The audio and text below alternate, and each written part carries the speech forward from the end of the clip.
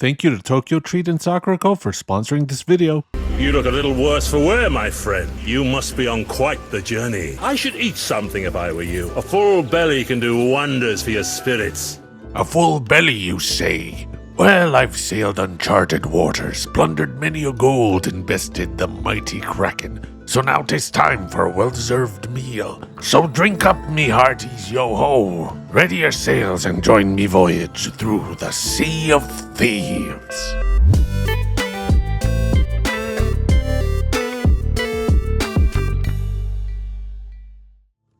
Sea of Thieves, the Cookbook by Casey Baker is our guide to a culinary swashbuckling pirate adventure based on the vast oceans of Sea of Thieves. I dabbled in this game a bit, especially the Pirates of the Caribbean expansion, so I'm familiar with the basics, but there's still a lot of the game I haven't explored, and I'm glad I'll be able to dive back in, but this time in the form of this cookbook. The cookbook is told from the perspective of the leader of the bilge rats, Lorena. She made it her goal to follow the tracks of Chef Hendrik, a fine dining pioneer with ambition to bring gourmet cuisine to the many different taverns all across the seas. This cookbook is Lorena's recording of all of the new and exciting meals that she sampled as she followed Chef Hendrik's route throughout the Sea of Thieves. The cookbook contains over 80 recipes. Yes, this is pirate themed, but it's more than just seafood. There's meat, vegetarian, and vegan dishes as well. Of course, there are desserts that make use of the bountiful fresh fruits of the tropics, and you can't have a pirate cookbook without booze, so of course there are plenty of drink and cocktail recipes as well. When skimming through the recipes, I realized that there are certain fruit ingredients that kept popping up, like pomegranates and pineapples, and initially I thought that was kind of repetitive, but when I dug a little deeper, I realized that those same fruits are the ones that can be found in the game. After realizing that, I really commend the book's commitment to feature recipes that use ingredients found in Sea of Thieves' world and lore. The visuals of the cookbook look great. It's got that rustic faded paper look, and there are a lot of screenshots from the game scattered throughout. The staging and plating of the food themselves look very tavern-like, with pirate-themed props in the background similar to the game's own visual style, and it's always great to see when all the recipes have accompanying photos, a big plus in my book.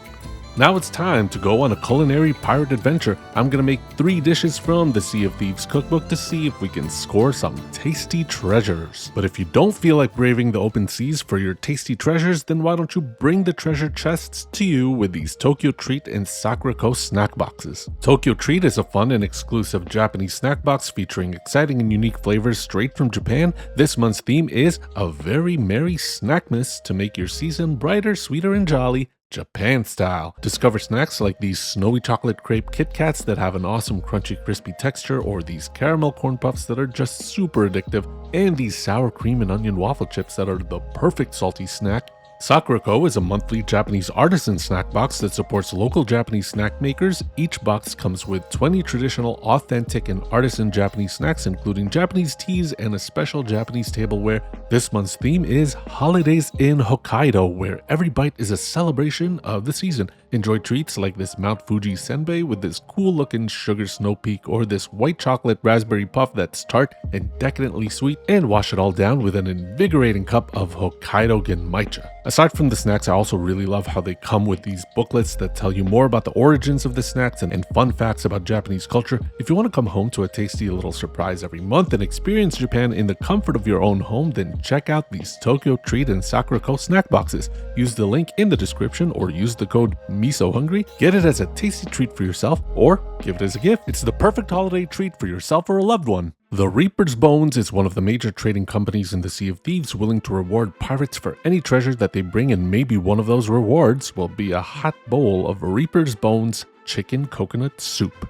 First thing we gotta do is heat up a tablespoon of coconut oil in a small frying pan, then fry up 3 boneless, skinless chicken thighs that have been cut into strips, and brown the chicken for about 4 to 5 minutes. Then in a Dutch oven or soup pot, heat up another tablespoon of coconut oil and a tablespoon of red Thai curry paste. Fry those up for about 30 seconds until it's nice and fragrant before adding in a cup of sliced leeks and a teaspoon of salt. Continue to fry for a couple of minutes, then add in a tablespoon of grated ginger and cook for another minute. Next, we're going to add in 2 small potatoes, 2 carrots, and a turnip, all cut into small equal-sized pieces. Also add in a lemongrass stalk that's been cut into 2-inch strips. Then toss in 3 seeded and chopped up Thai chilies with 2 teaspoons of salt, and keep cooking these for another couple of minutes. Then comes in the rising tide with 3 cups of low sodium chicken stock, 3 cups of coconut milk, a quarter cup of cream of coconut, 2 tablespoons of fish sauce, and 3 tablespoons of lime juice. Finally, add in the cooked chicken and bring the mixture to a boil. Once we got that boiling, reduce the heat to a simmer and cook without a cover for 15 to 20 minutes until the veggies are nice and tender. Remove that from the heat and serve with extra limes and some fresh basil for a hot and aromatic bowl of Reaper's Bones chicken coconut soup. Now that our belly is full, it's time to brave the waters and go face to face with the mighty Kraken, whose appendages we will toss to the fire for a tasty grilled masterpiece, grilled Kraken tentacles. In a small bowl, combine 2 tablespoons of mirin, 1 tablespoon of agave, 2 tablespoons of rice wine vinegar, a tablespoon of sake, 1 tablespoon of low-sodium soy sauce, and 2 tablespoons of lime juice. Then also add in a teaspoon of minced garlic and a 1-inch piece of grated ginger. Once everything is well combined, we're going to add this to some octopus legs. The cookbook calls for 3 pounds of pre-cooked octopus legs, but even these already cooked octopus from Costco are pretty pricey, so I just got 2 pounds. Marinate the octopus for at least 30 minutes, but no longer than 2 hours. Then heat up a grill on medium-high heat, oil the grate, then grill the octopus for 3 to 4 minutes on both sides until just charred since the octopus is already cooked. The cookbook calls for an outdoor grill, but me living in a condo with it being super cold outside, I'm doing this indoors and just filling up my whole place with smoke. Now we're going to make some orange-infused olive oil by combining a cup of extra virgin olive oil with the zest of 2 large oranges and 1 tangerine. Bring to a light simmer and heat for 3 minutes and drizzle this over the tentacles. Squeeze some lemon on top and season with salt and pepper and stand victoriously above your very own plate of grilled Kraken tentacles. And finally, we go for gold. Lots and lots of golden pineapples as we put together this sweet and rich treasure of a dish, the pineapple upside down cake. We start by coating a cast iron pan with some butter, then adding in a half cup of dark brown sugar. Then take a quarter cup of melted plant butter and pour it on the sugar. I think the recipe calls for plant butter to make the recipe dairy free, but full disclosure, I'm using regular butter here since I have a lot of it.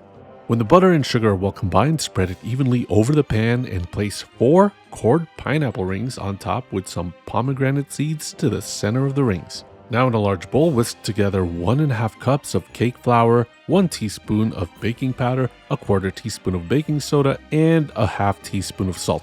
Then set aside these dry ingredients. In another bowl, mix together 3 tablespoons of solidified coconut oil, 3 tablespoons of vegetable butter, a 3/4 cup of coconut palm sugar, and cream these together for about 2 minutes. Then add in 2 large eggs, 1 at a time, and continue to cream. Next, add in a half teaspoon of vanilla extract, a half teaspoon of coconut extract, and 2 tablespoons of pineapple juice, and once mixed, combine this with a dry mixture along with a half cup of coconut milk until blended and smooth. Pour the batter over the pineapple slices and bake at 350 degrees Fahrenheit for 30 to 40 minutes until a toothpick tester comes out clean. Then let cool and flip over on a plate. When I did this, I realized that the pomegranates came out kind of pale after getting cooked, so I added some fresh pomegranates just to get that nice rich red color like in the book. Then grab your shovels and dig out some gold from this pineapple upside down cake. Shiver me timbers. Let's eat. Starting off with the soup. This is A+. Packed full of umami flavor, you get a hit of that salty fish sauce right away, but the coconut milk and cream lightens it up. The sourness from the lemongrass and lime and the spiciness from the peppers give each bite layers and layers of flavor. The root veggies are all perfectly cooked and they all absorb the flavors of the broth beautifully. When I ate the leftovers during the week, I even added some mushrooms and cherry tomatoes and ate that with some rice. I was in heaven. If you like tom yum soup or Thai curries, you'll love this super easy and super flavorful recipe. Cannot recommend this enough. Okay, on to the octopus. I cannot wait to bite into this Kraken, and yeah, this is super tasty as well. It tasted slightly smoky, probably from the grilling, and the marinade is top notch. The subtle sweetness from the mirin agave with the tartness of the vinegar, lemon, and lime tied together with the earthiness of the sake gives it a really unique, complex flavor. I could literally drink that marinade. The octopus was a bit chewy, so maybe I had it on the grill for too long, but it's not inedible. The thicker parts can be a jaw workout, but I don't mind. It just gives me more time to enjoy the flavors. The orange-infused olive oil also gives it a nice gloss and aroma, but Yeah, even if you're not feeling the octopus, I highly recommend trying the marinade with the protein of your choice. Super tasty. And finally, the pineapple upside down cake. Looks pretty good, and taste-wise, not too shabby. The texture was decent, but my favorite parts are the outside parts with a slightly crunchier burnt sugar crust.